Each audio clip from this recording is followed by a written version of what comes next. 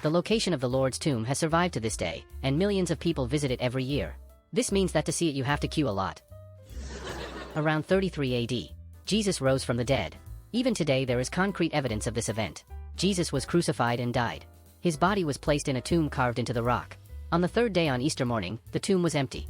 An angel showed the women the empty funeral bed, where the body had been lying shortly before. Today you can see it with your own eyes. The empty tomb is located in Jerusalem, inside the Church of the Holy Sepulchre. This large church is built around the places where Jesus was crucified and buried. Today we are going to see how this tomb is tangible proof of Christ's resurrection. In the 1st century, asking someone in Jerusalem where the tomb of Jesus was like asking someone in Pompeii where Vesuvius was. The Bible tells us that Jesus appeared to more than 500 people near Jerusalem. The rumor spread rapidly throughout the country. The disciples began to preach the resurrection. Eyewitnesses were confirming Jesus' sightings. Soon the tomb began to be visited and became a place of interest. Christians began to consider that place sacred. Skeptics say the location of the tomb is not authentic because the Bible says it was outside the city. When they built my city, my house was outside it. Today I live in the same house, but it is located within the city. So, according to skeptics, my house is not my house.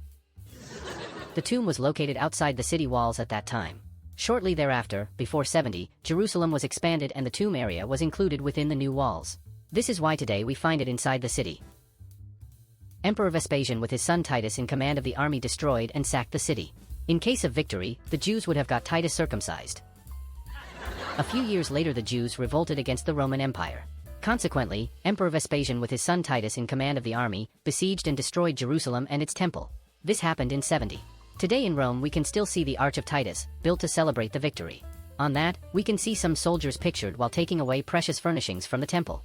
It is reasonable to think that the tomb was still intact at that time. Today, centuries after Hadrian's death, we can talk very badly about him. Hadrian chose to place the temple on the tomb of Jesus. He knew that the tomb was visited by many Christians. He also knew that the tomb was evidence of the resurrection. The tomb was the main place of Christian worship in the city. Like today, the tomb was frequently visited by large numbers of people to worship Jesus. In this way, Hadrian wanted to get rid of this problem. Erase the tomb from the memory of posterity. Substitute the temple for the tomb. Take this place of worship away from Christians. The ancient historian Jerome confirms that the persecutors of Christians thought that, by polluting their sacred places, they would deprive them of the faith. A large statue of Jupiter was specifically placed on the spot above Jesus' tomb. I already heard about burying the deceased, but burying the tomb too seems a bit exaggerated to me. Once the work was finished, Hadrian, enraged, declared, "You incompetent people! Why didn't you inform me from the start that the tomb was empty?"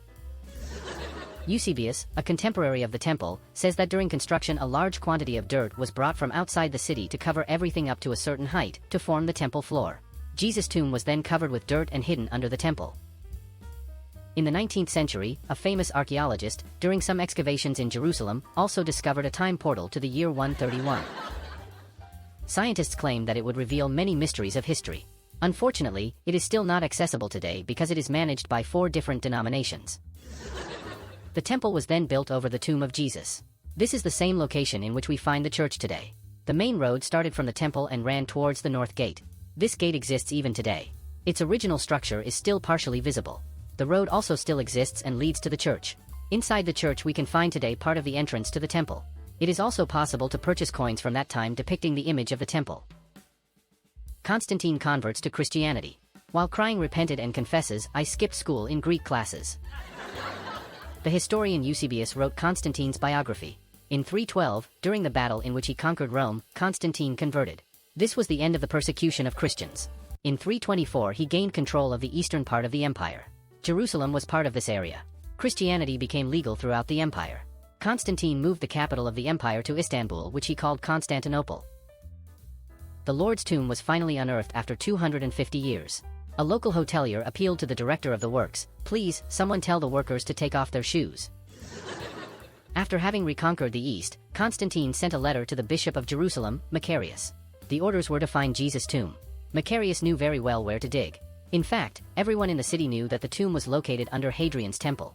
So Constantine ordered the temple to be destroyed and to excavate underneath it. Quickly the tomb was found.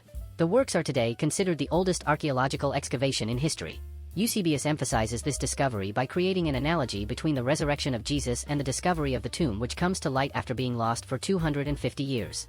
Eusebius himself states that the testimony of the tomb is stronger than that of many voices. Constantine built a monument around the important sites of Christ's Passion so that their location is not lost. Constantine rejected some of Maddalena's descendants' requests. Interviewed comments, among the commemorated places, we will not include the gardener's shed. Constantine ordered the construction of a church around the tomb. The rock surrounding it was removed. The church and the mausoleum were connected by a porch, which also included the original place of Jesus' crucifixion. At that time the cross was also found. We can find evidence of the construction of this church in Rome. The Church of Sta. Pudenziana is considered the oldest Christian place of worship in Rome. It was built in that period, that is, in the 4th century. In one of its mosaics, we can see a landscape of Jerusalem represented. There we can spot part of the Byzantine Church of Constantine containing the tomb pictured in it. The church has been restored many times over the centuries, much like some Hollywood actors do with their faces. Over time the church and the tomb have been destroyed and rebuilt several times due to wars, fires, and earthquakes. We can find evidence of it in the church's walls showing subsequent repairs. Layers come from every historical era starting from the Temple of Hadrian. Climbing upwards we see many repairs carried out over the centuries. Skeptics say that the 1st century niches preserved in the church were actually used for other purposes. An inscription translated as follows was found: "The Niches Hotel is very quiet. I booked a family room but they only have single rooms. Once in, we found a sheet, scented bombs, and some bandages. There are no windows. After you've been inside for a while you start to get short of air. We wanted to go out for some fresh air but the door was too heavy to open from the inside. We were all locked inside." Perhaps the only positive side of this experience is that we rested in peace. Horrible. I wouldn't go back there even if I died. Just behind the hall containing the sepulchre, we find some crypts from the 1st century. This is evidence that the area was used as a cemetery and that it was outside the city. Architecture confirms it. Ancient historians confirm it. The Bible confirms it. Skeptics say it is a coincidence. Hadrian chose the place for the panoramic view. Constantine dug out an ancient cheap hotel. Christians were praying there because of the good reverb. In archaeology, when we find the construction of one element on top of another, this represents proof of the authenticity of a location. This is what happened with the tomb. This evidence adds to the historical sources from Eusebius and Jerome, who are contemporaries of the construction of Hadrian's temple and Constantine's church, in addition to oral tradition and the information contained in the Gospels. In 34 AD everyone knew that Jesus preached to the crowds. Jesus had been crucified and killed. Jesus' body had been placed in the tomb. The tomb was found empty. Eyewitnesses claimed that Jesus had risen from the dead. The tomb was located near the Golgotha in a position known to all. The tomb was preserved due to the event of Jesus' resurrection. The tomb was often visited by numerous people. The tomb was a place considered sacred to Christians. From what do we deduce these points? The location of the tomb has survived to the present day. Part of the structure of the tomb has reached us. The tomb is visited to this day and is considered a sacred place. Throughout history, the tomb has always been an important monument of Christianity. The area near the tomb was used as a cemetery in the 1st century. The tomb was therefore outside the city before 70. The information provided by archaeology corresponds to that provided by the Gospels. Ancient historians confirm the location and importance of the tomb. Emperor Hadrian knew the importance of the tomb for Christians. Emperor Hadrian hid it as a hostile act towards Christians.